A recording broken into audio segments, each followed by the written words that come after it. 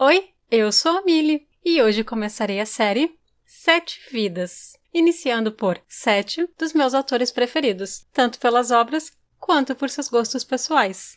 Digo, autores que amam gatos. Vamos conhecê-los? Começo com Charles Dickens, na Inglaterra vitoriana. Enquanto ele era muito procurado em todo o mundo por suas dramáticas leituras públicas, ele adorava estar em casa com seus gatos. Quando um de seus gatos, originalmente chamado William, deu à luz filhotes em seu estúdio, ela foi renomeada como Williamina. Dickens era apegado a uma de suas filhotes que era chamada Gata do Mestre. Enquanto ele escrevia, ela mantinha companhia e às vezes apagava a vela em sua mesa pedindo um pouco de atenção. 4 décadas após a morte de Charles Dickens, sua filha Mary Dickens escreveu um livro no qual refletiu sobre vários felinos de sua família. Dentre eles, um gato surdo que exibia devoção exclusiva ao pai. Ele estava sempre com o seu mestre e costumava segui-lo pelo jardim e sentar-se com ele enquanto escrevia. Após a morte de seu amado gato Bob, Dickens utilizou a técnica de taxidermia, que o fascinava e estava em moda na época vitoriana, em uma das patas de Bob. A pata foi aderida a uma lâmina de marfim para ser utilizada como abridor de cartas, no qual estava gravado CD em memória de Bob, 1862. O abridor de cartas faz parte da coleção de literatura inglesa e americana na Biblioteca Pública de Nova York. Atribui-se a Dickens a bela frase: "Que presente maior do que o amor de um gato?" No entanto, a autoria da frase ainda não foi comprovada. Felinos também aparecem em algumas de suas obras, como, por exemplo, A Casa Soturna, de 1853, e Uncommercial Traveler, de 1860. Assim como os gatos de Dickens, eu também tive contato com a literatura, com minha humana lendo para mim em casa. Ainda bem que hoje ninguém mais recebe cartas, porque eu não gostei nada dessa ideia de usar a minha pata embalsamada para abri-las. Que horror! Passando agora para um autor latino, Jorge Luiz Borges tinha 2 gatos, chamados Odin e Beppo. Odin em homenagem ao deus da mitologia nórdica e Beppo por Lord Byron.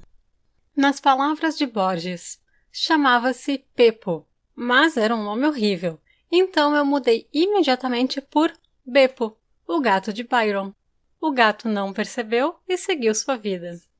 Beppo era um lindo gato branco que estava sempre com Borges. Ele gostava de brincar com os cadarços dos sapatos e adormecer em seu colo.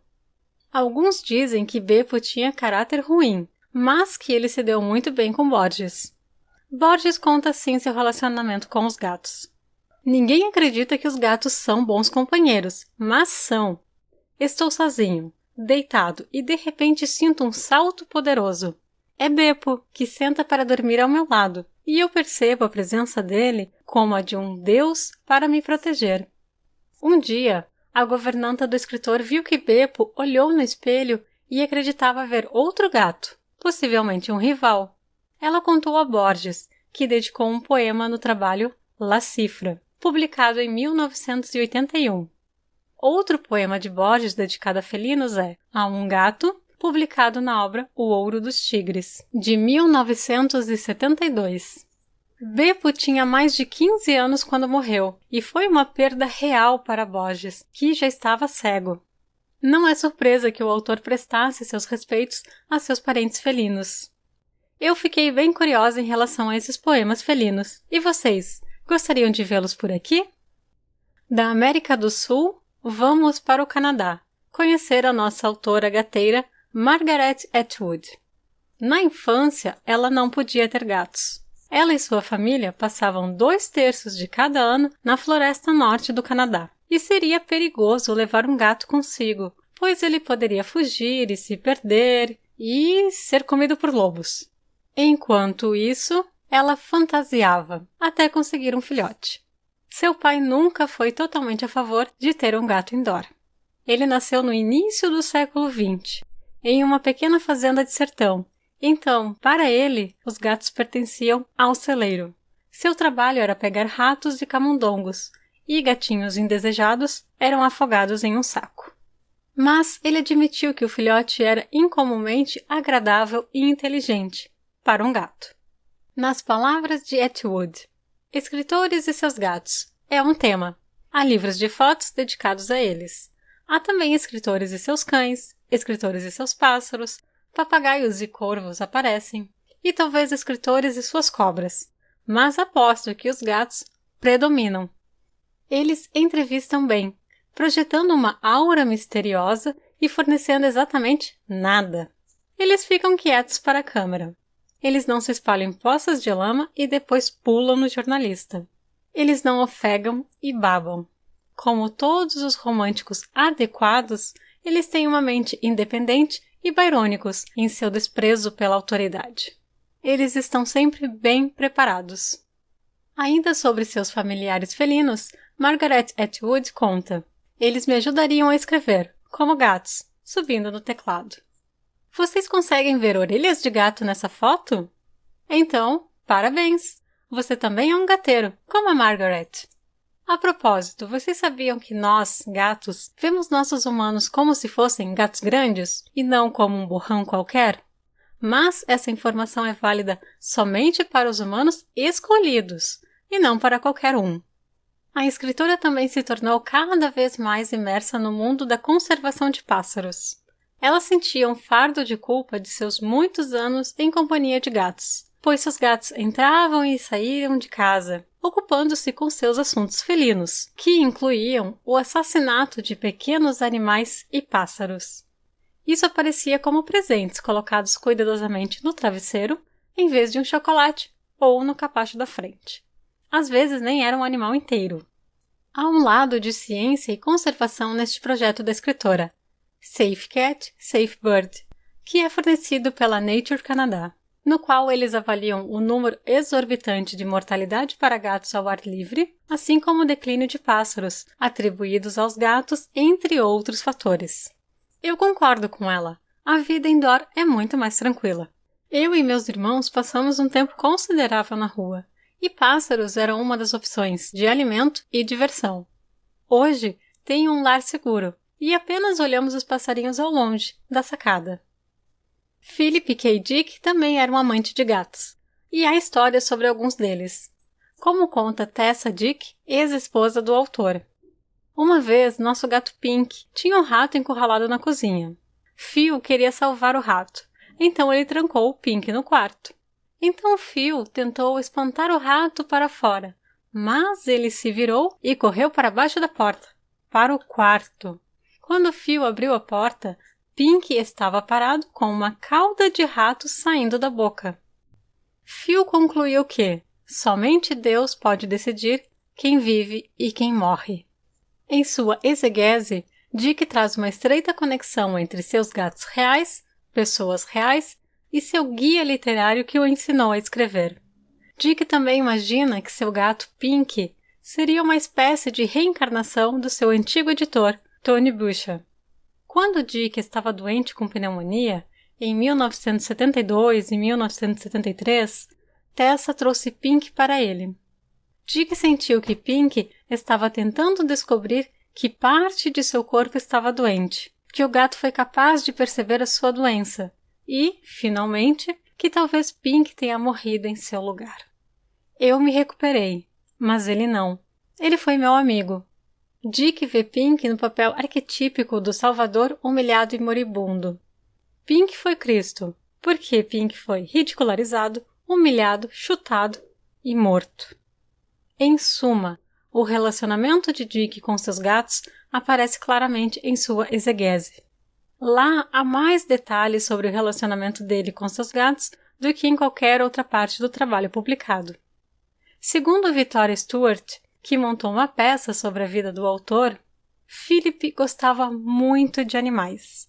Ele sentia que os gatos eram mais empáticos que os humanos, e ele, de fato, tinha um gato chamado Sasha logo antes de morrer. Ela incluiu um gato na peça para testemunhar tudo, como os gatos fazem. No final, acontece que ele era o olho de Deus tentando trazer Dick para o próximo nível. Por fim, se em toda a obra de Philip Dick a realidade aparece de forma um tanto surreal, sua relação com gatos não poderia ser diferente, não é mesmo? Ficando no campo da ficção científica, eu não poderia deixar de citar Ursula Le Guin. Quando ela parou de escrever ficção, dizendo que para tal era necessária uma energia que ela não tinha, ela não parou de escrever. Inspirada por Saramago, ela passou a dedicar-se ao seu blog, que é um excelente lugar para acompanhar os pensamentos de um verdadeiro mestre da escrita de ficção. Lá também é um ótimo lugar para acompanhar as travessuras de Pard, o gato preto e branco de Le Guin. Os Anais de Pard ocupam uma parte considerável do blog de Le Guin, repleto de fotos do felino resplandecente que se levanta a todos os tipos de problemas. Mas talvez as melhores postagens venham da própria perspectiva de Pard, revelando uma alma pensativa que prefere refletir sobre os absurdos da vida. Quando eu cheguei aqui, eu mal estava na gatolescência e constantemente em busca de emoção.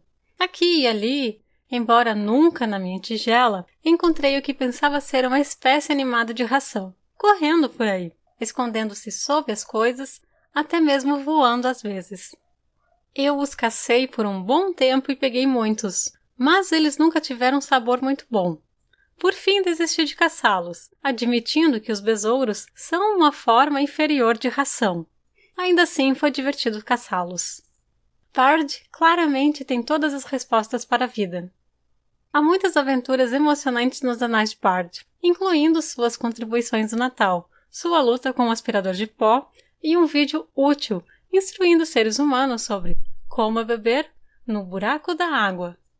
Dedicar esse tempo e interesse à observação de um gato pode parecer representar os impulsos mais comuns da cultura da internet e da velhice. Mas, como sempre, Le Guin entra em seu novo gênero para aprofundá-lo e expandi-lo.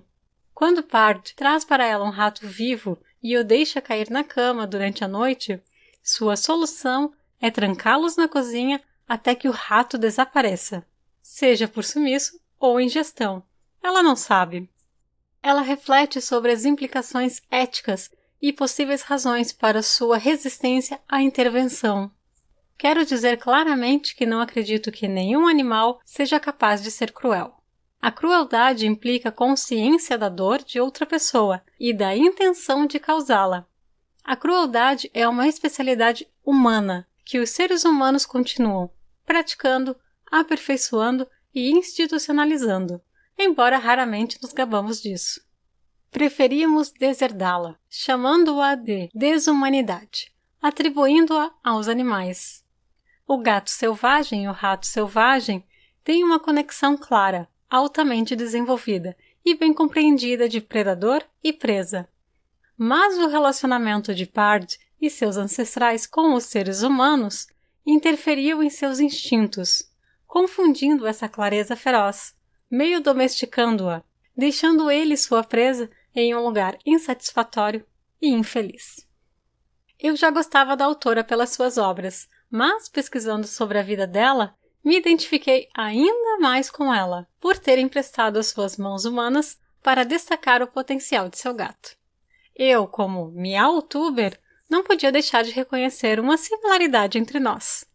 Por falar em similaridade, Pard não é igual à minha sobrinha Mox? Saindo da América do Norte e retornando para a Europa, temos Victor Hugo, que foi não só um pioneiro em suas ideias políticas, mas também em relação aos animais.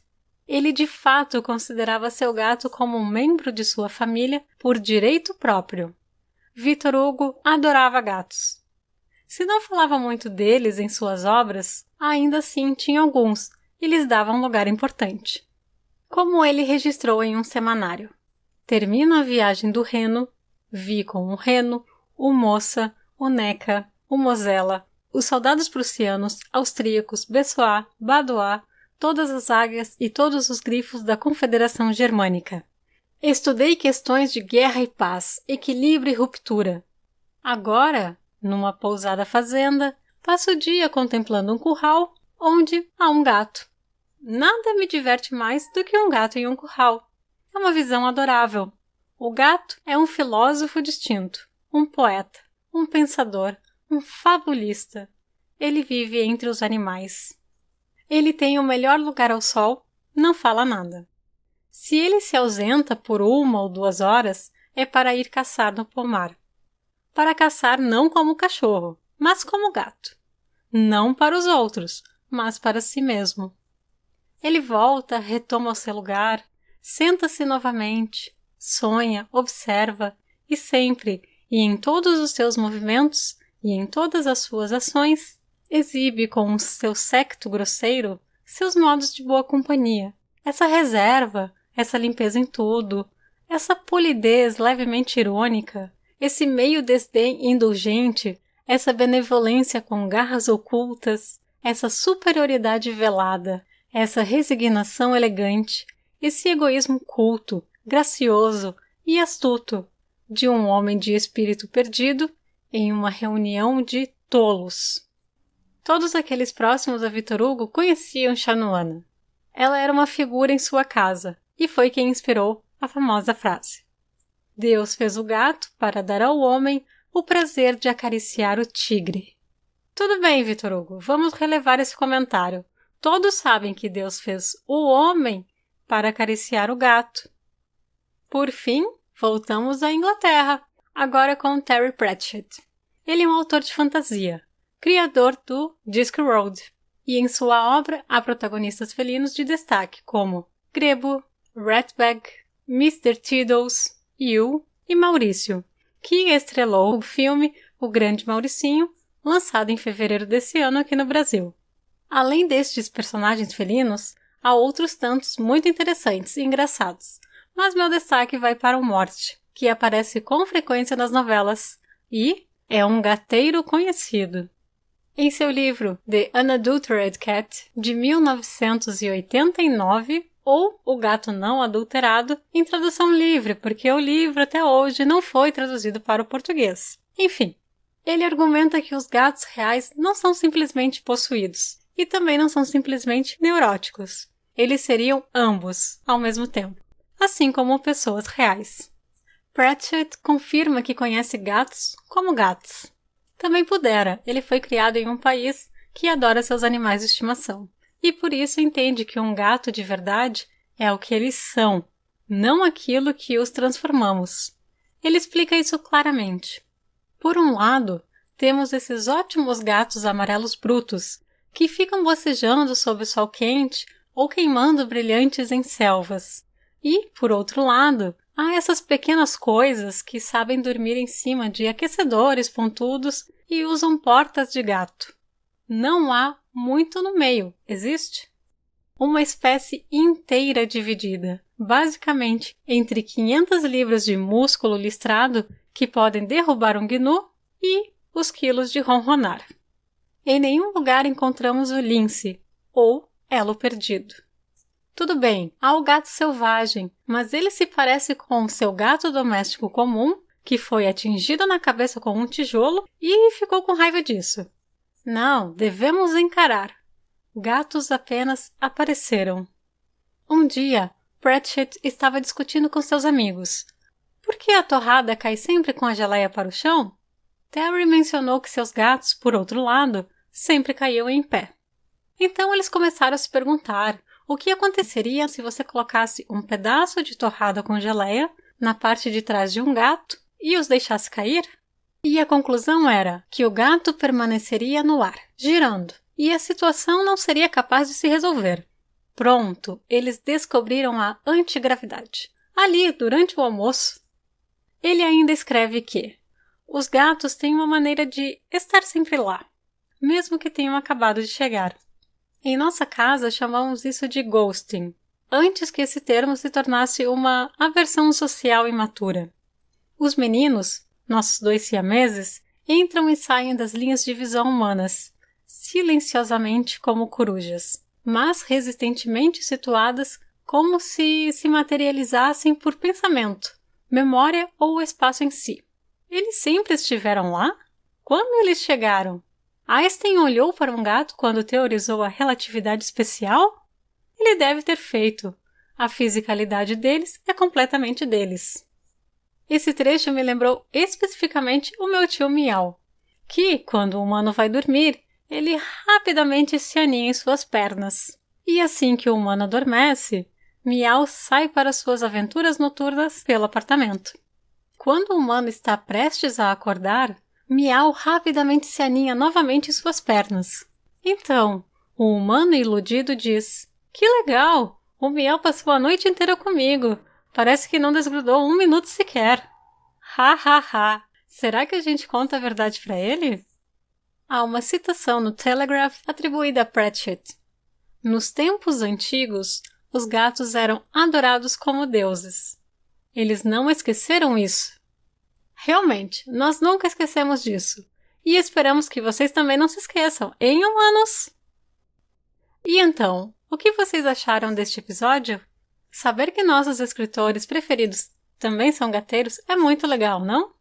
Quem diria que alguns deles são quase maníacos por gatos? Eu gostei bastante de saber um pouco mais da vida pessoal desses autores que me fascinam tanto em suas obras. E, é claro, uma parcela desse fascínio que tenho com seus livros deve-se aos gatos, que, mantendo sua presença e beleza próxima, servem como musas inspiradoras aos escritores. Por hoje é só e nos vemos nos próximos vídeos. Até!